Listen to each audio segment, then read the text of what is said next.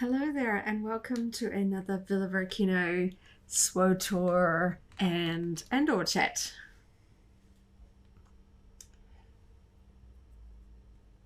Yeah, welcome to the Villa Volcano Twitch channel. I'm Matt, playing my Commando character, Sergeant Hadron. And I'm Kristy. I am playing my Trooper Cathar character, Kaderra. We're the same class, so we've got sort of the same weapon. Going to be running around on Alderaan today. It's one of the planets with a bit of a sort of a hillside, mountainous vibe.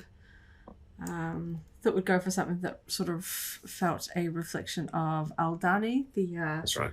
The planet in the most sort of dominant planet location from the most recent episode of Andor. Yep, so we've got some grassy fields, some random wildlife, lots of mountains, a good few streams, maybe even a dam here and all around. Yeah. It's a reasonable match in that regard. Kind of fun.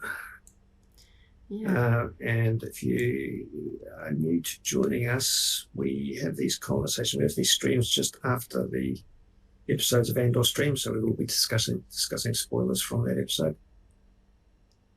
Jump into chat if you want to talk about the last episode of Andor, or frankly anything Star Wars is going on at the moment. We're here to talk about Andor and other Star Wars things that have been going on in the past week or so.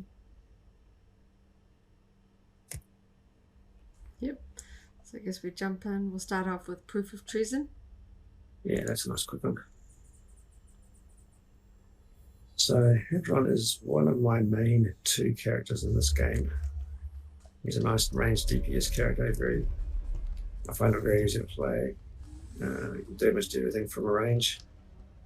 How far up your list is Kaderra in terms of your sort of priority characters? She's my main trooper, but to be honest, I don't know her as well as I should do. My mains tend to be force users. So I'm not as familiar with her. Still learning her rotation and whatnot. So that was episode 5 of Andor. It was a reasonable length, coming in at just over 40 minutes if you include the credits. But I have to admit, I am finding myself wanting more. A lot happened. Threads are really starting to build and come together. That's just leaving the wait between episodes to be quite hard, I find. I really enjoyed the fact that this episode we did see all of the threads that the story involves. So we saw... Well, apart from the mother. We saw developments back on Morlana, but yes, you're right. Yes, we didn't see her specifically. Marva, Fiona Shaw's character specifically. But we're seeing we are seeing progress, we are seeing developments on Morlana. On Ferrex rather. And clearly we're going to be spending a lot of time now, and it's getting really interesting. We saw the now unemployed, so retired Primor security officer, deputy inspector. We're getting berated continually by his mother, and that's giving us a bit of backstory and as to why he's going to snap. He's going to do something. Feels the need to prove himself. I think that was quite an interesting development. We got a taste of that last week, but it's become clear that he's been trashed by his mother. I guess he took a position that he felt was being independent, something that he wanted to do, something that was going to sort of had a sort of a ladder to climb in terms of sort of position and prestige, prove something to his family, and it's all kind of blowing up in his face, and they're kind of saying, well, told you so type thing, and he's just having to sort of grit his teeth and tolerate it. He's got nowhere else to go but to stay back with us. And I don't know, I feel sorry for him, but he's clearly still got to be in his bonnet about Andor, so that's not it's probably going to result in conflict when they cross paths next. Yeah. Let's go. Special delivery. While we talk. So that's really happened. We've got blue conflict milk between there's lots of background histories. We'll talk about them as we go. We've got the conflict between the two ISB agents, which is developing, and I got a little bit of a mind blank on some of the names, but the female OSP agent is obviously a little bit more clued in. She's noticed her and her offside have noticed the pattern in terms of gifts that are going on of Imperial equipment, and she's going to come to some sort of hypothesis, I would imagine, that is obviously leading on an intercept course to she Andor hasn't and been crew. deterred by her superiors. She's convinced that it's a pattern and not just random. And she's got a helpful assistant that is agreeing with her as well, but seems genuinely agreeing with her, not just out of like he's doing the groundwork and identifying the same sort of, as I say, patterns that she is. They're coming to the conclusions together, and I think they're aligned in terms of their story arc and trajectory, which is cool. And we've also got Coruscant, Mon Mothma and family, and separately with the Rail turning out to be in there. So obviously, Mon Mothma's family and situations not straightforward. She's got a bit more going on than just I'm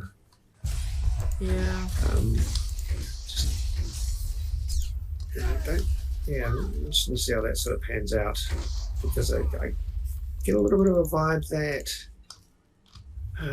the ambivalence of her family to the plight of the galaxy, or her husband in particular to the plight of the galaxy, is I wouldn't say spurring her on, because I'd say she's motivated to rebel for other reasons, but that is an interesting dimension to it all. Yeah, and I think a little bit unexpected. We always think of Mon Mothma as being this sort of, in control, completely in control. Yes, well, like a respected leader, and we're seeing her in scenarios where she's not respected. Her family's almost, mocking and rebelling her, and they just don't care. And making things unnecessarily complicated for her. But that actually speaks to a lot of what we're seeing in terms of the storytelling in general. Frankly, a lot of people don't care because it doesn't impact their lives. But we're seeing a lot. This series is about real backstory and character development, and that's why it's taken a little bit of time to build up and set up these threads. I think Tony Gilroy in an interview said something along the lines of, if you want a decent payoff, you've got to make an investment as you go. And I think that's what we're seeing in these stories. We're 5 episodes in, where nearly everything, all the pieces are being set up. First 3 episodes jammed together was a nice intro and bit of an origin story, but we're now seeing all the chess pieces laid out. I was hoping that we might start the attack on the Imperial garrison this week, but we're just right on the cusp of that, so that will be clearly next week.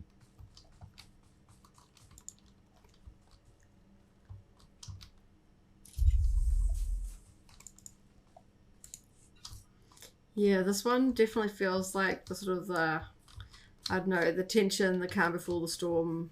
Yeah. Well, things are building up. The essence of Rogue One, which obviously informs us strongly, is that nothing's as straightforward as it seems. Nothing's as black and white as it seems. Achieving what the rebellion has achieved requires subterfuge and complex motivations and differing motivations between different people as well. That was something that kind of highlighted here. And a lot of trust, because they know that that it's all deadly if you decide to be the ones to sort of turn. Trust is difficult when there's difficult motivations, as we're seeing, I think. And obviously everyone's a little bit defensive. Some of them because they are worried of the consequences if they get caught. Others just because of their nature or partly because of his nature. But the walls were starting to break down. They both him and his man. It's got a couple of antagonists within the rebel crew, but they both made concessions at the end, which will allow them to function more as a unit. Yeah. Go do survivors. So the next 3 are all in the same zone, aren't they? Yep. We're heading towards.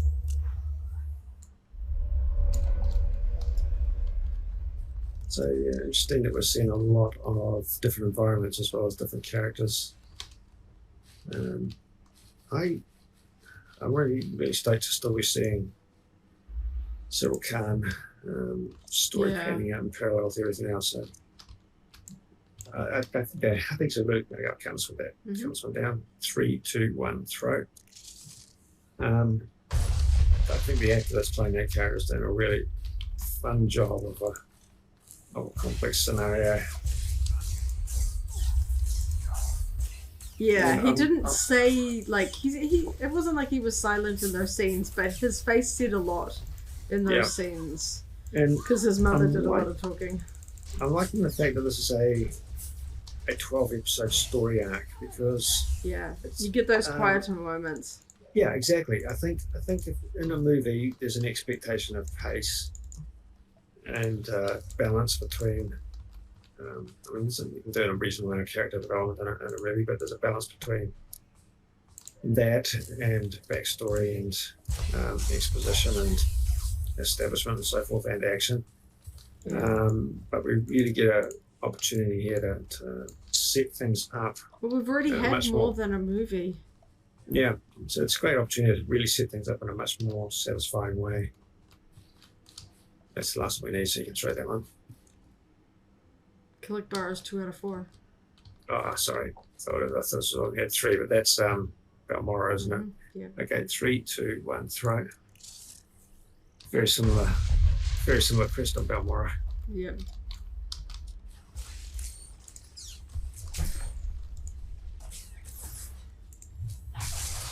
Now, I know you spotted some Easter eggs that you found quite fun. Yeah, I know people with sort of a time to screen cap in that were identifying some of the artifacts in Luthen Rail's shop, but in this one, which was sort of predominantly in the back room that we got different angles from in the other episode, this one clearly had some Datacrons on the shelf behind him, which I thought was really fun. Actually, one and a pyramidal one. So yeah. Possibly a Sith and a Jedi one side by side.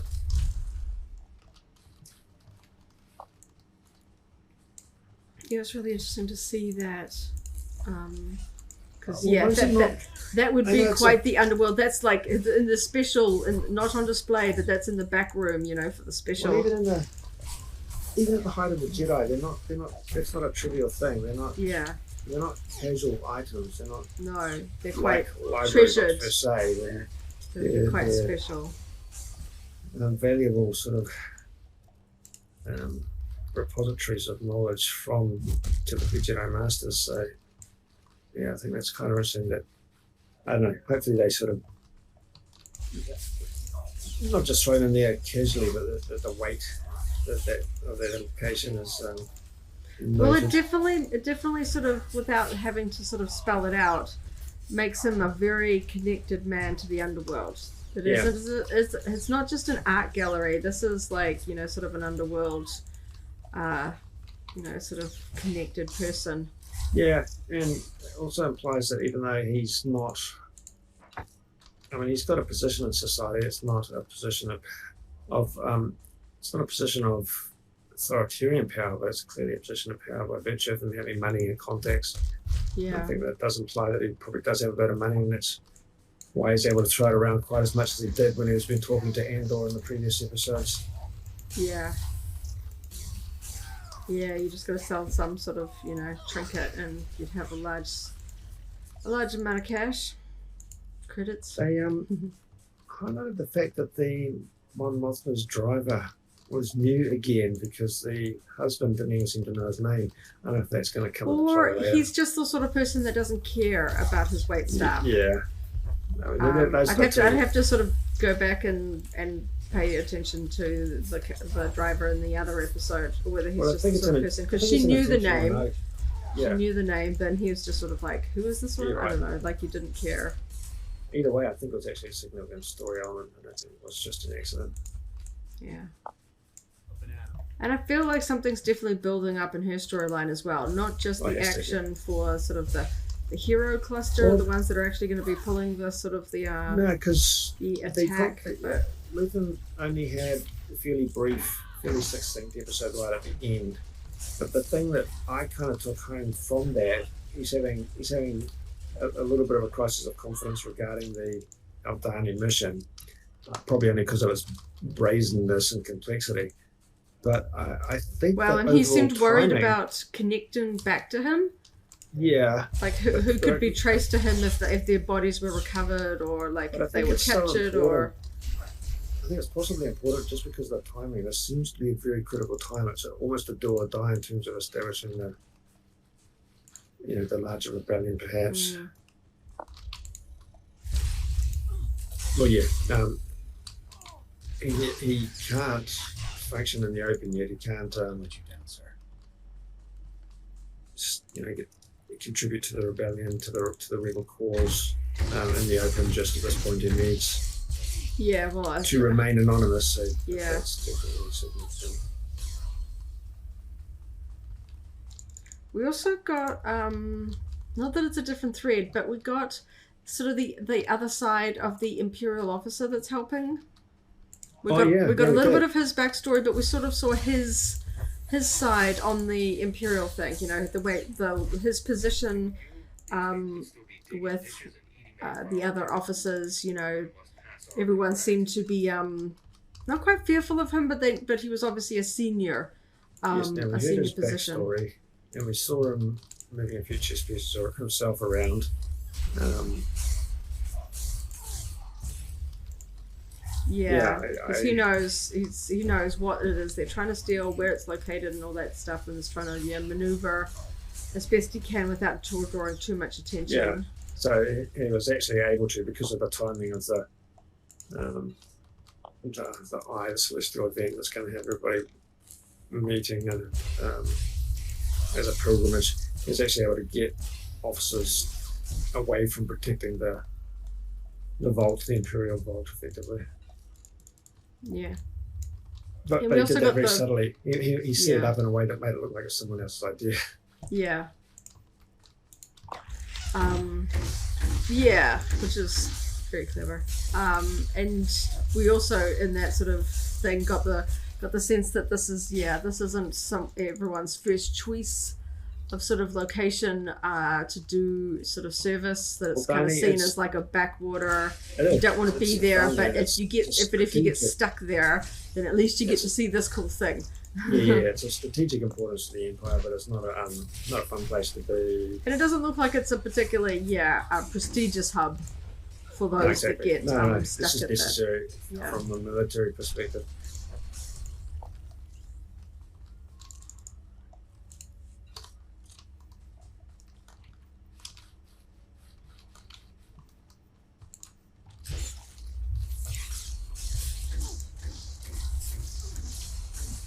Of course, we saw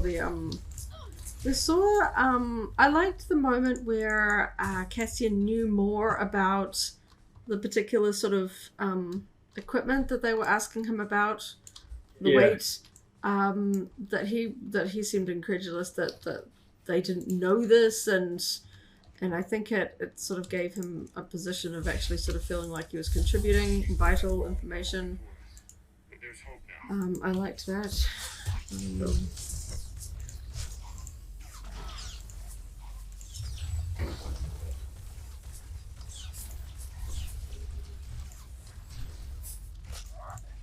But obviously, in the episode description, there is a lot of tension in this group because they still view him as an outsider that could potentially be, aligned with the Empire or just not completely best fit for their team. But we've got another sort of nice sort of scene with the younger member of the team. He doesn't view him with quite the same sort of mistrust that the other members do. No, he's paranoid about the Empire. Certainly, but not necessarily going around him. But it is interesting because they gave us a little bit of a clue to both the collaborating Imperial and again, we're going to study these names a little bit more. To the other dude whose brother died of suicide, effectively, as a consequence of having everything that he owned taken away from him. It makes me wonder about everyone's backstory. Yeah. The two women and the young kid, Nemec and Val. I feel like they're just going to sort of give us those in time. Oh yeah. But it's just the way it's unfolding. It actually makes me want to know more. I'm kind of invested in them, even though.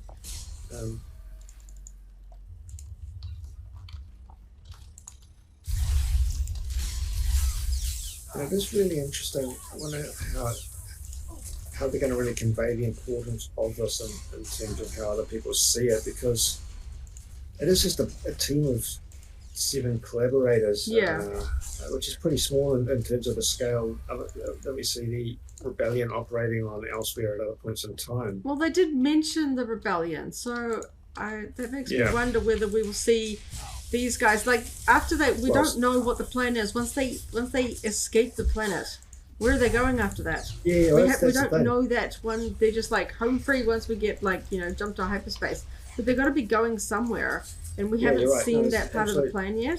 Absolute focus on this theft first, and because Cassian at this point is just in it for the immediate. That's only going to take us. It's only going to take us halfway through the series.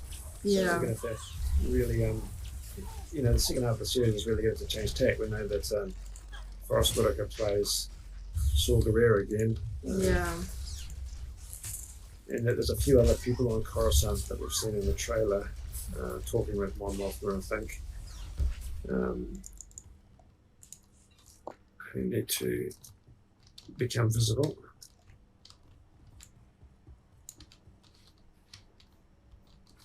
Whereabouts we're heading, I can't remember this one as well. Up to the tunnels. Yeah. Just looking for the tunnel entrance. So it's quite a windy one once we get in these tunnels, isn't it? That'll take a little bit of time. Yep.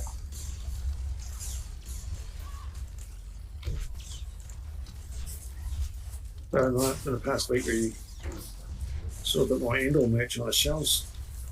Yeah. Locally in New Zealand, didn't we? Games got there was a hat, a t-shirt, and a sort of, what are that, like the beer can cozy, like the foam holder for your beer. Yeah. It says Andor Rebel or something like that on the side of it. I think there might have been one or two little other just things of that.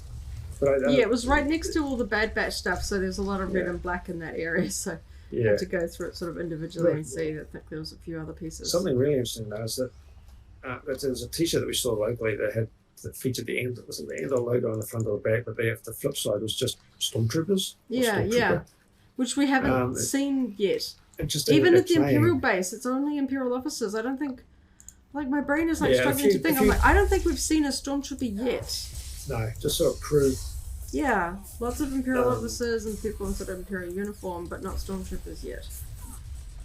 I know that they turn up because there's a fair amount of them in the trailer. But it's kind of interesting that I think we're sort of, this tension is sort of building up as well.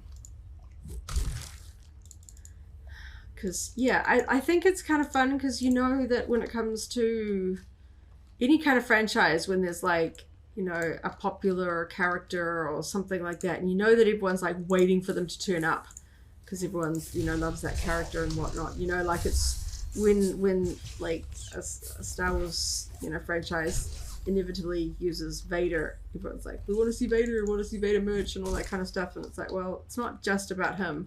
Obviously, we know this is set during the height of the Empire, but merch is... Well, on that note, it was good to see some good character reveals from Hasbro at the Hasbro PulseCon last weekend. Yeah. So since we last had one of these streams. So I think we saw them in a Black Series 6-inch scale. We saw a fair whack of the main characters. We saw Andor, Mon Mothma, Luthen Rael, Bix, and Val, I think Val. The female Imperial sort of agent officer. Yeah. So I think there was a good 5. The convention exclusive Andor comes with B2EMO, which I really hope they give us separately. A separate version of it. We'll go down this way. Considering how many versions of Din Djarin we've got on the Black Series 6-inch scale, we're surely going to have to see a few variants of Cassian that include B2. Oh, they'll put him in an Imperial disguise. I'm surely. Yeah. That's going to be a like a whole episode's worth. So. I think that's been getting my scales mixed up because I often release same character in both scales simultaneously. But I have seen an Alderaan Imperial officer version of Andor, but I can't remember his TVC or Black Series scale. Off the top of my head. Yeah. But if I do it on one, I'll almost certainly do it on the other. That seems to be the pattern that Hasbro's following at the moment. So yeah, we'll get all those good characters. I'm not sure who else I particularly. I mean, there are plenty of others I particularly want to see. Because in Lego, we saw the attack on or ambush on Ferrix Lego playset set with the tank pod dropships and pre-war officers. So they've made an appearance in Lego minifig format. I'd like to see them. Cyril Khan and maybe even some of the others in Black Series scale. And historically we've always collected TBC systematically, but with this new sort of Disney Plus content and things coming out in much more distinct collections, and finding the Black Series quite attractive these days too. Yeah. You know, the fact that we're getting, I don't know, we're still lacking a lot of the Obi-Wan characters, not a few of the Obi-Wan characters, like we've had a few of the Inquisitors, as well as Vader and Obi-Wan. Nice Vader in the Black Series, by the way. Oh, okay. We know the TVC one was really cool, but I did see the Black Series one with a really good Vader representation. Anyway, it's rambling a bit there, but yeah, some good characters coming out of Hasbro Pulsecon. Good Andor characters. Just got to make sure we get into EMO in a much more accessible format than just the convention exclusive. Yes. The only downside, it's going to be popular, but yeah. Yeah. The only downside to the Black Series is that it's not a scale that lends itself to vehicles or playsets to nearly the same extent as TBC. So for Mando, we got a Navarro Cantina playset. We've got Troop Transport for a vehicle. Probably could have done with quite a bit more, still waiting on my word. Yeah, I know. But Hasbro just doesn't seem interested in vehicles or creatures. Like, I can't remember what the last time a foreign scale creature was released. No, they're not big on new complex tooling, frankly. Small stuff that they just want to keep shooting out humanoids and droids, and it's like, what? Yeah. I love me some Banthas. Yeah. I mean, there was Book of Boba Fett. There was so many. Honestly, I was going to say, that was just screaming out for both a Rancor and a Bantha. Yeah, I saw people in the chat going, "Come on, we need Boba on his Rancor." Yep. That was like that. Like, you think Disney was like, "Please make this a toy." You know, all the kids that want to go tromping across, in the backyard with Boba on his Rancor. Hasbro's like, nah. Yeah. Deviating a little bit away from Andor, but there were a couple of the Book of Boba Fett Tuskens in the pipeline reveals. I think Black Series scale, so that's a relief. But still. Speaking of creatures, I like the multi-horned sheep in this one. Space sheep, putting some extra horns on things. Because the Corellian hounds that we saw, I don't know what they're called, but they're not on Corellia, but. I think on set they had sort of, not motion capture, but at least stand-ins that were actual dogs. And they just dressed them up with a little bit of CG retouching. Good to see those used on the episodes. Yeah, they're super fun because we haven't really seen much in the way of creatures. We've got the dogs in those early episodes.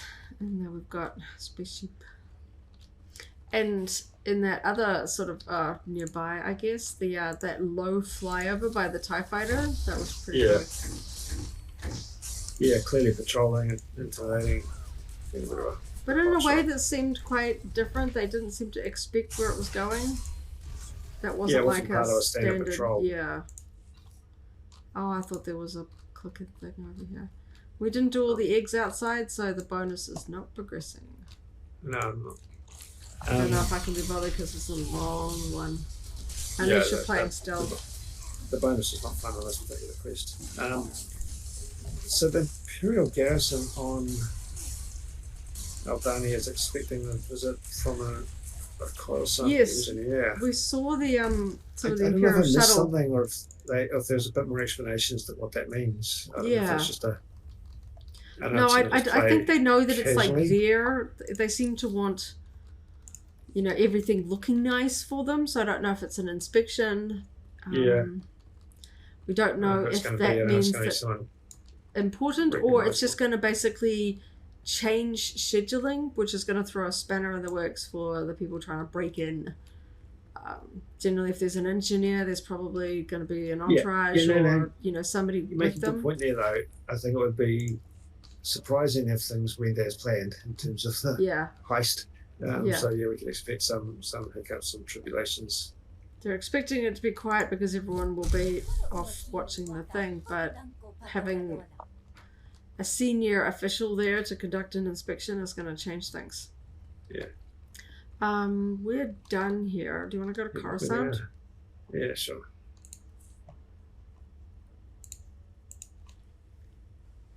Just zip on over to Coruscant while we're Yes. We haven't seen a wider sort of society on Coruscant. Like in the last episode, we had reference to like a dinner party with people that Mon Mothma's husband had invited. We didn't see that. Everything's quite focused. Even yes, the flyers are quite narrow fields of view. Yeah. And no big expanse of Coruscant. Well, I think there's a few shots, but we're not getting other people.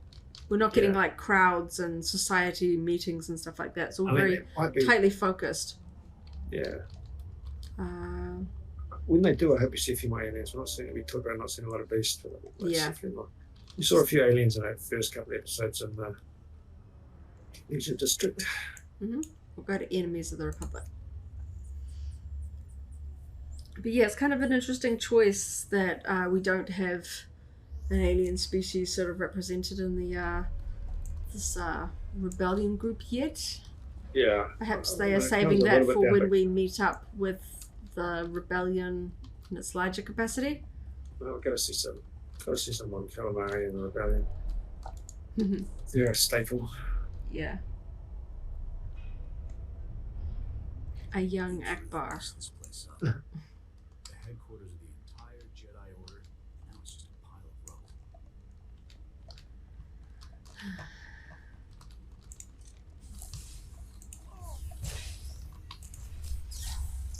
I think the show did very well making, certainly I always feel nervous when people are sort of, we know that they're good, but they're having to hide something and you don't want them to get found out, and that stuff always makes me nervous, the tension in that group.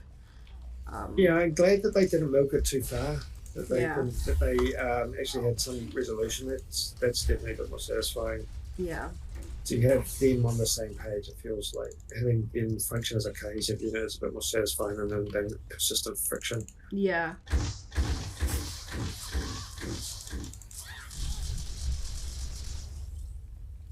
I mean, I don't know. I just think, as I say before, part of the essence of Rogue One and Andor is that even on the side of the heroes, nothing's black and white. But I think deep down we just want the good guys to have a bit of a win, and persistent bickering doesn't really fit into that. It makes me wonder whether we're going to be getting a scenario where the core characters of the conflict, particularly the men, something's going to happen and somebody's going to like step in and save the day. Like Andor's going to do something that's going to like completely earn their trust. He's going to like save them when they were going to get caught or killed or something like that, and sort of solidify that sort of trust, especially if it's a... Well, that's the thing. It's going to get complex. Not everyone that we're meeting so far is going to make it out the other side of the series. Obviously, we want to do their ultimate fate. But, I'm not... I don't know. I've got a bad feeling about the collaborating Imperial, unfortunately. Yeah, I'm starting to like him, but I don't know. Yeah. We'll go to Republic's Most Wanted. Yeah.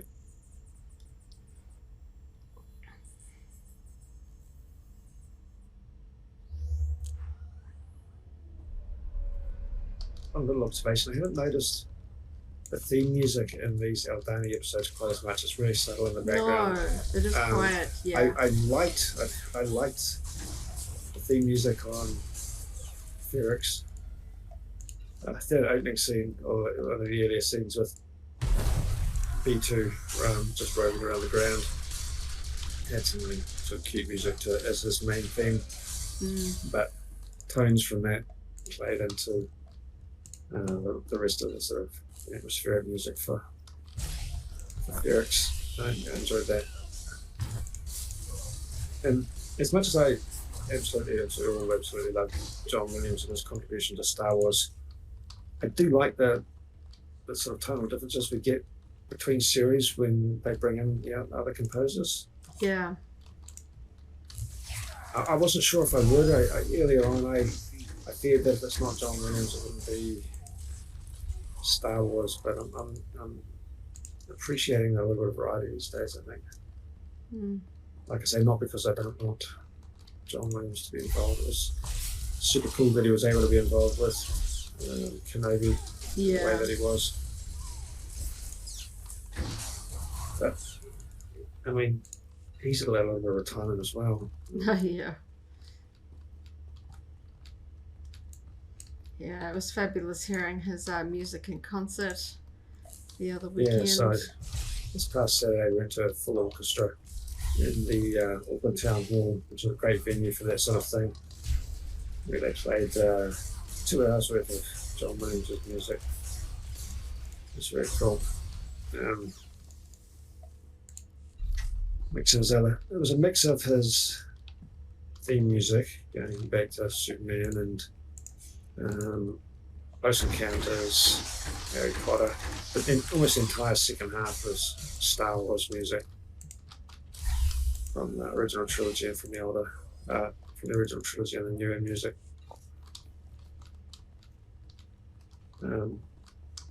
Great venue with a full-on huge organ sort of built. One of those giant organs pit, just takes up an entire 3-story wall. Yeah.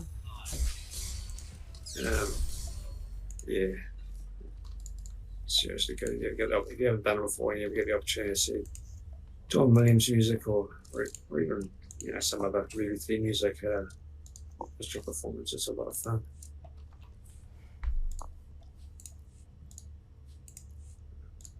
I haven't been into my inventory, which is resulting in a little bit of overflow, so just give me 2 seconds. Yeah, I'm getting that myself.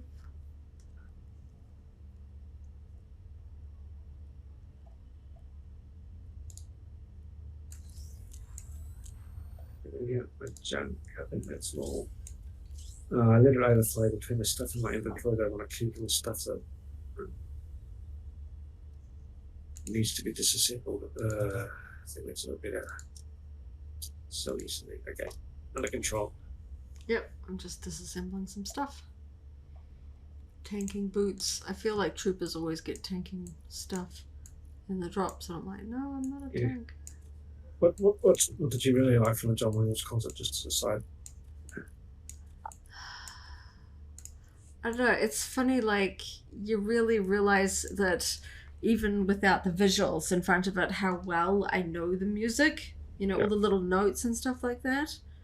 I'm just going to quick travel to Travel Indeed while I talk. Yeah. I mean, it seems funny, like, back when I was younger, I really collected up soundtracks, and I used to get really annoyed when there was a movie with a score that I really liked, and then the soundtrack would come out and it was like songs inspired by the movie, or like in the same sort of vibe, and I'm like, no, like, I used to call them song tracks because they weren't soundtracks, and it felt like they didn't think that people would actually just enjoy the score. And thankfully Star Wars always bucked that trend. They don't do like, inspired by the movie. It's always just the proper soundtrack, you know. Yeah, and that's a big deal because technically John Williams was doing a few music themes before Star Wars, but George Lucas made a conscious effort to use orchestral music for Star Wars rather than anything else, and it remains timeless because of that. Yeah. As well as impactful. Hadron getting all the plans. And yeah, so like, you know, growing up, listening to, you know, and collecting up as best I could. I also had an uncle that was very much the sort of person that would collect soundtracks. So I sort of appreciated that, and would collect up. Personally, I was collecting up soundtracks on CD, particularly John Williams ones. I have a few other ones of scores that I particularly liked. I mean, you know, I tracked down the score to. I had Titanic and Ever After and Dragonheart and all sorts of things, and you know, like I wanted score music. And it's just like, you know, when I was old enough and had more funds at my disposal, being able to collect up different versions of the Star Wars soundtracks, you know, like the ones with like the original Ewok music and stuff like that, you know. It was just a real joy to hear it all sort of performed live after having listened to it for so much of my life. No. Yeah, wait, I'm going to try. Jump. Oh, it's nearly at the bottom. I got 50%. 50% healthy. Yeah.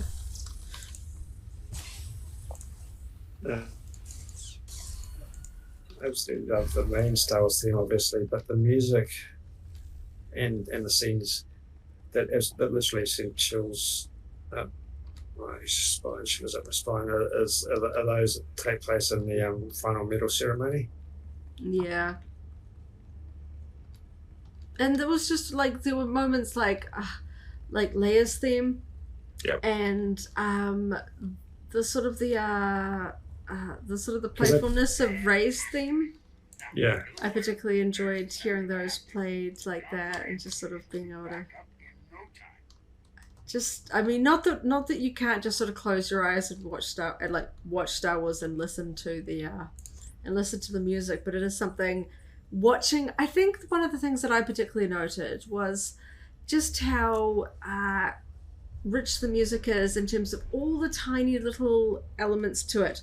When you actually can see everyone in front of you, the different chimes, the little drums, you know, like all the different little things that are going into the sound that we know, you know, and just realizing that how much we're aware that orchestra is a lot of work, but just seeing... Yeah, but some of the punctuation is yeah, like watching the people there waiting for their time to sort of ring this particular chime, this particular cymbal clash, the harps, you know, like the piano bits and pieces. It was really quite fascinating just sort of watching these people. And obviously a John Williams concert, generally speaking, features the music of his Schindler's List track.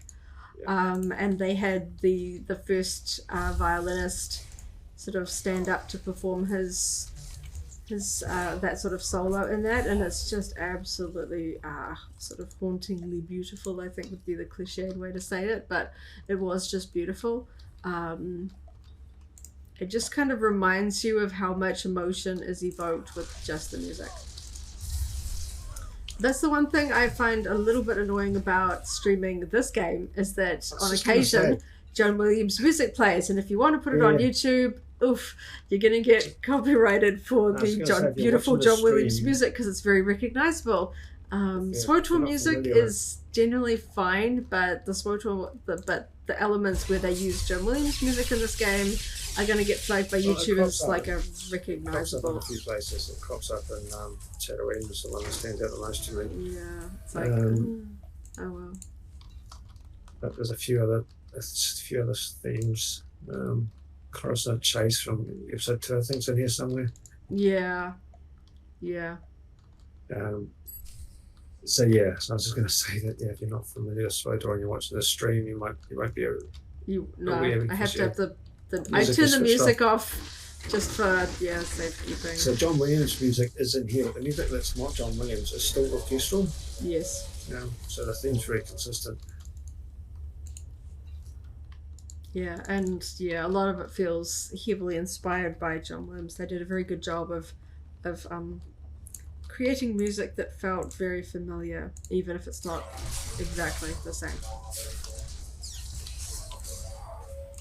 Which makes me wonder what kind of music we'll get in Andor when we get up to the action sequences, especially when when that action involves Imperials. Yeah. Whether we'll get some. Yeah, that's whether we'll hear the Imperial March. Yeah, it makes sense to have a different feel when you've got a completely new character, but if something is fully established and familiar, or whether the familiar music for it. Whether it will feel Imperial or whether it will feel a little bit more closely aligned with Rogue One, or whether the composer will go with a sort of more original, sort of unique, their own take on the character. So, since just thinking randomly around, since last week, I think saw a few fun references online talking about locations that Andor's shot in. I think most of Alderaan is in Scotland. Well, the dam is. The dam is, yeah. So they've obviously chosen other sort of woodland areas that will match very closely, because it is supposed to be within walking distance. Yeah, right. In this episode, in the one where he lands there, she's basically telling him that it's a long hike from the landing site to the camp where they're all hiding out. This one, they managed to walk to the dam without it seeming like it was we saw them sort of hiking, so we can assume it was a day or less from their encampment. Certainly wouldn't have to be too long of a hike because the Imperial officer comes to visit them. So they must be within close walking distance, so the terrain would have to match closely. Yeah. I'd say it's a part of Scotland or nearby to the dam, or a part of England that looks very close to that. We're both troopers. Can go to the fleet and run around Ord Mantell for just a little bit of closing. Yeah, that way.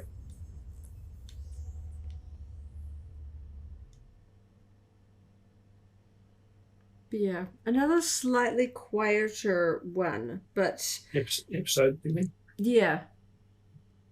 A lot of tension. And a little bit of movement towards, progressing the story, progressing towards their goal. They seem to have sort of finished their practicing. I liked the moment where Andor was basically pointing out the way that they were holding their blasters, the way that Imperials would when they marched together. Yes, it's sort of pointing out skill set. Pointing out something to them. I don't know if that is implied that the other people feel like he knows too much about the Imperial way of doing things, and that makes them more anxious. Because obviously we know that he has some experience. I forgot. Oh, I can pick up the weekly for Alderaan. Somehow that's there. What am I looking for? Ord Mantell. Yeah. Go to buying loyalty first. Yep. Yeah, I don't know if he's gonna. That's the bad. With a. I don't know so much at some point. Yeah.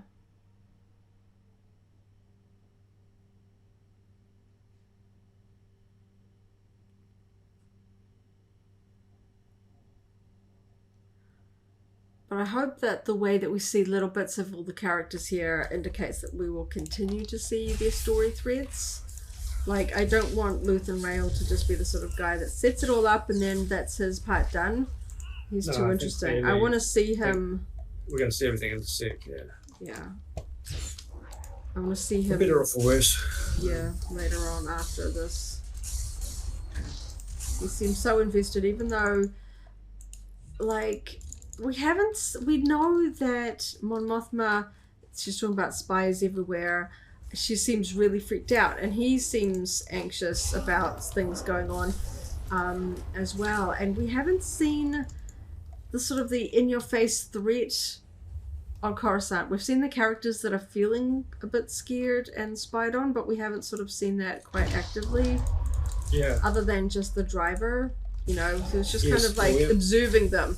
But we haven't sort of seen an Imperial presence on Coruscant yet. You're right. It would be interesting to see. I mean, we saw the Imperial like building on Coruscant, but if that reference to the impact the Empire's having, that'd be fun to see a little more directly. yeah.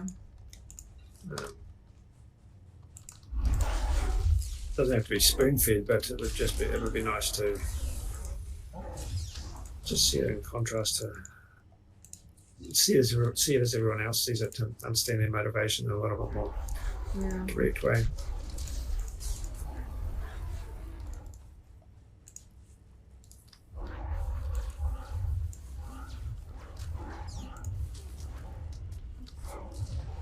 You tag that one? I'll grab the console. I got one of them.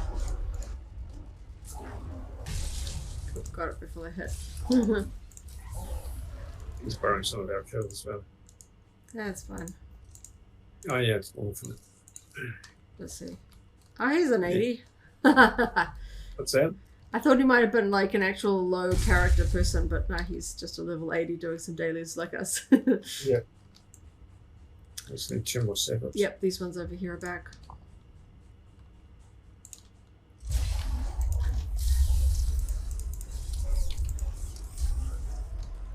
Even with the quieter episodes, I still feel like I'm super keen to go watch them again.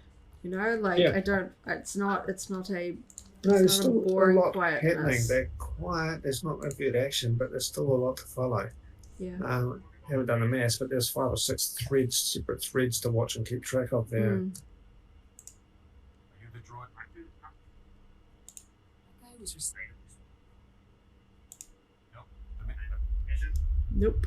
Destroy the spice. Well, that was a quick route as well as the light side route. Yep.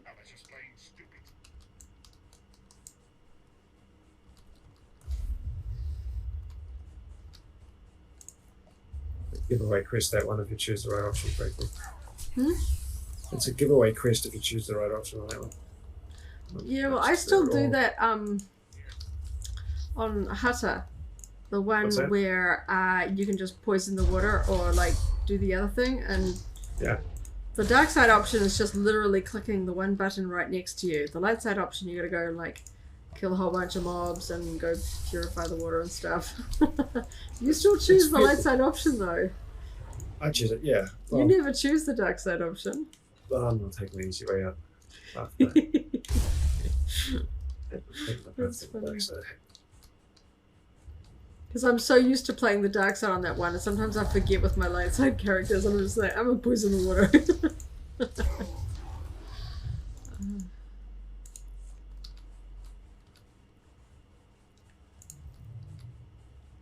Tag him? I'll go in. I don't know. Coming back to this low-level planet, that was quick. Yep. Alright. So, we are done here, aren't we? Yep. Come around the corner and see if the lockbox is there. No, someone else has taken the mobs out, that's okay.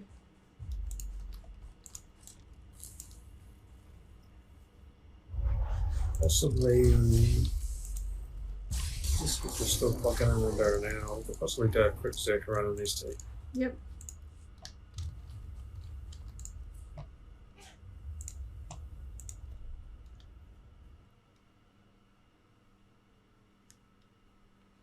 Yeah, Easter eggs in terms of Jedi and Sith holocrons.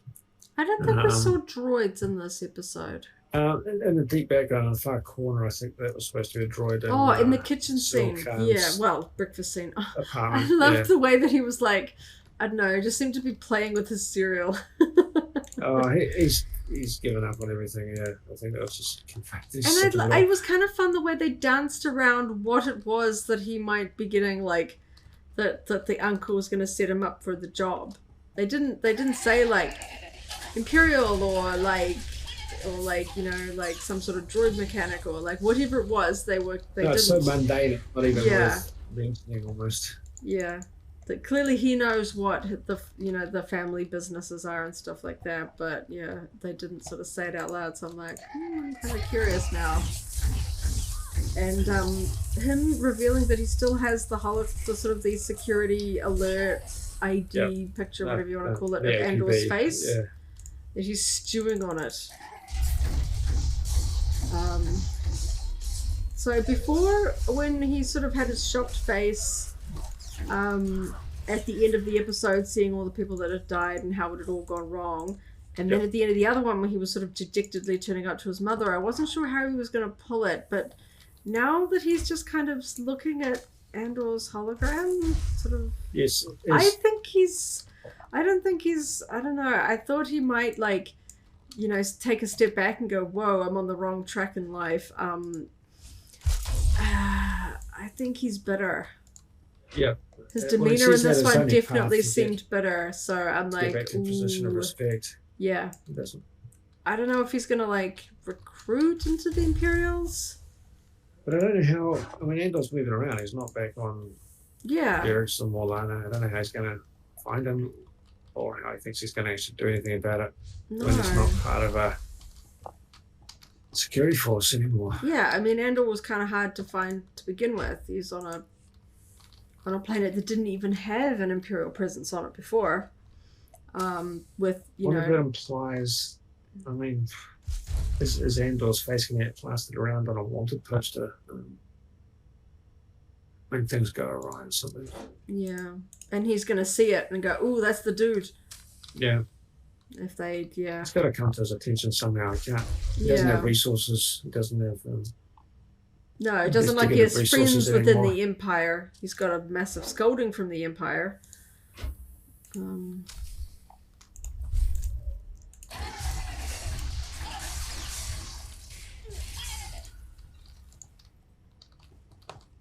So, yeah. I think it's interesting. He seems to have spent a bit of time thinking about his situation and has decided that instead of accepting it as some fault of his own, he's projecting it onto someone else. Which is possibly why he's not too fond of the way that his mother is treating him either. Oh, I got a great too.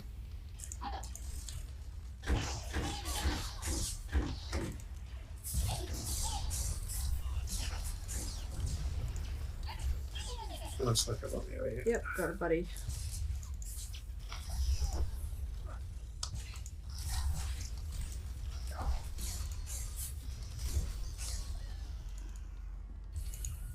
Not a lot of vehicles in this one, apart from my Mothma Speeder. That's sort of the most prominent. TIE fighter and a TIE fighter. Yeah, the shuttle from a distance.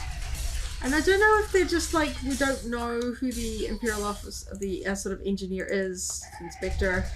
Because it's not really that important, or whether it was going to be, I don't know, like I'm wondering. I don't know either. It could be either. Well, the other vehicle we did see the shuttle cargo hauler that they've sort of been referring to that's on the rails. Yeah. Sort of saw that in the hangar. I don't know the significance of it being on rails. Prior to takeoff, prior to launch. Whether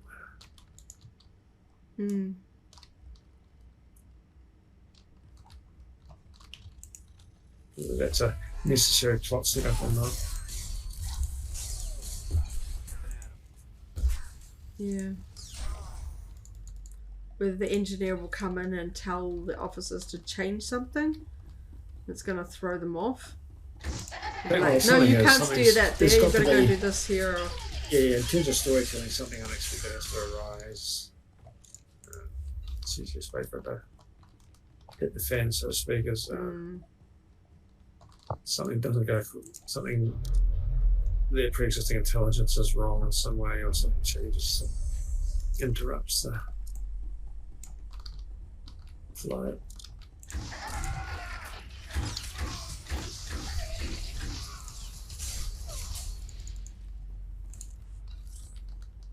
I think that, as we kind of implied, the Coruscant politics, I think it's got to heat up a bit.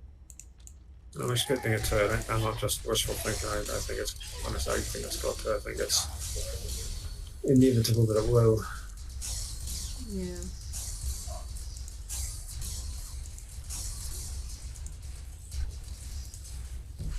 And I'm worried about Luthen Rail because we know Mon Mothma doesn't die. But I have to wonder if there's a part of me that wonders whether something will happen to her family. And who? Mon Mothma's family. Yeah, well, she's on Yavin, so. Not that we haven't exactly had a reference, but whether she basically has to abandon them because they are either going to betray her or she's worried they're going to betray her because she can tell where their allegiances are, or whether something happens and they're like arrested or like like something like this. I'm curious to see. And she's on the Rebel fleet, so she's not on Coruscant. No. In the long term. Well, I guess at the start of A New Hope, we know that the Senate has been basically dissolved, so she wouldn't necessarily have a big reason to stay there, I guess. I mean, she's got a house there and stuff. We don't know whether... We assume that people that are senators have residences on their home planet as well as on Coruscant. Yeah.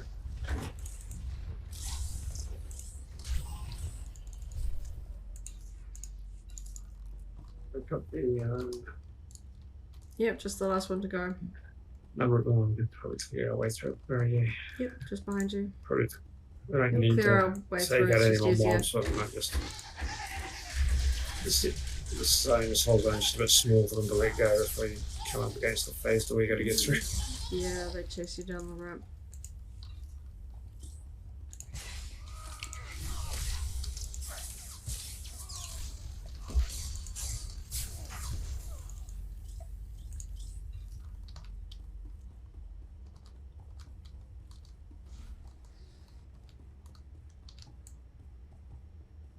Little ATRT walker.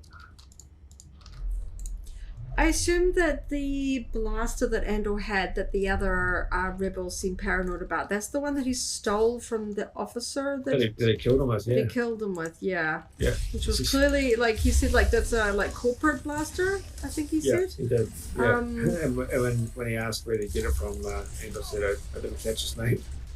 Yeah. Yeah.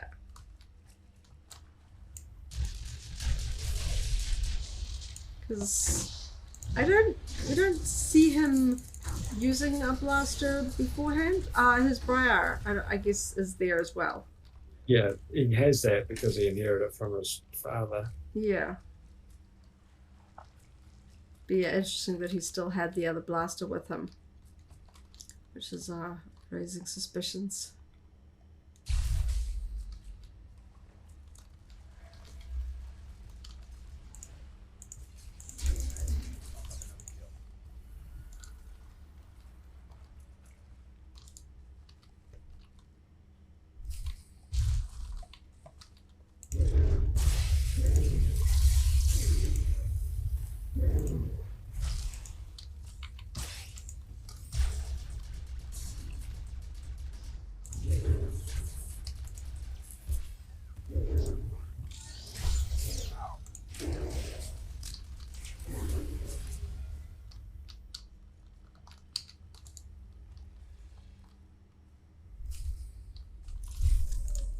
Did you get it?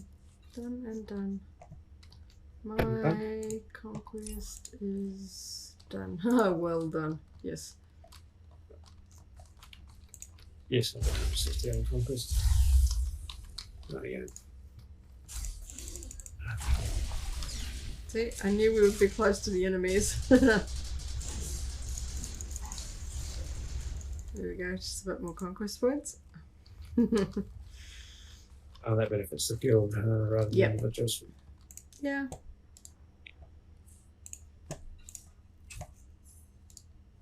So, well, I think on that note, it's good. Thank you. Well, this is something you particularly feel. Guild leveled up. Oh, good too, 82. Nice. Not far from 100. Yeah. For a small little guild. Yeah, I think we'll probably wrap it up at that point. Mm-hmm. Good conversation about. Oh, yeah, and it gives us time to jump back in and watch it one more time before it gets too late here in New Zealand. Yeah. Yeah, it's fun when the time zones line up, and so Star Wars drops at 7 p.m. for us. It's now that we've gone through daylight savings, it's now 8 p.m. It's just before our end. Yeah. Yeah, when America drops out of daylight savings, but it'll start closer to 9 o'clock local time. But still, you can't complain too much because plenty of parts of the world, it's very uncivilized hours that it hits. Yeah. After the night. And I think we've got one of the best time slots in the world because UK gets it during waking hours, but it's only early morning for them. Yeah. Not everyone has the opportunity to sit down and watch Star Wars before they go to work. Yeah. Yeah, we don't have to sort of change too much of our routine. We don't need to get up in the middle of the night or, set alarms, which is a nice change because when it comes to like other trailers or merch drops, it's always in the middle of the night for us. It's not really in our favour, no. No, so this is the one time we get the better end of the stick. Yeah, and it's across the board. I don't think they'll change it a whole lot. So, across the board for all Star Wars material. Yeah. All right, but we'll wrap this up. We will do the same thing next Wednesday, after episode 6 of Andor. We're expecting to be nice to the attack on the Imperial Garrison next week. It'll be a good one to talk about. Between now and then, we very much way jump on and just play Star Wars: The Old Republic for the sake of playing Star Wars: The Old Republic, doing dailies and maybe a bit of story. When we do that, we'll often talk about Star Wars hobbies in general, other Star Wars things that have cropped up during the week. For anyone that's familiar with our further of our content, our blog, our YouTube channel, our motto is very much living the Star Wars life. So we do find that we often have a lot of Star Wars content and Star Wars thoughts and experiences to talk about. If that's sort of thing interests you, then just jump on whenever we're streaming SWTOR on Twitch, because we'll be talking about SWTOR, about Star Wars in the background.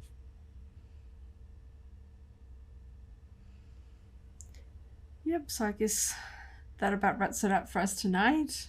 We're going to go off and go watch it again. So thanks to all that came along, watched. Hope you enjoyed our chat. Catch you next time, and may the Force be with you. Thanks everybody. Catch you next time. If you enjoyed this video, go ahead and give it a like, check out our other videos, and subscribe for alerts about new uploads. Thanks for watching, and may the Force be with you.